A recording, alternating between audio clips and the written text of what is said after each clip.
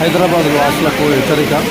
హైదరాబాద్ నగరంలో చాలా ప్రాంతాల్లో భారీగా కురుస్తున్న వర్షానికి జలమయమవుతున్నటువంటి రోడ్లు మరియు ఇప్పుడు ఎవరైనా అత్యవసరమైతే తప్ప బయటికి రావద్దని హెచ్చరిక చేస్తున్నారు. ఎందుకంటే బయటకు వచ్చినట్లయితే ట్రాఫిక్ జామ్ అయి ట్రాఫిక్లో ఇరుక్కుపోయేటువంటి ప్రమాదం ఉంటుంది కాబట్టి ఎవరు కూడా బయటకు రావద్దని సూచన.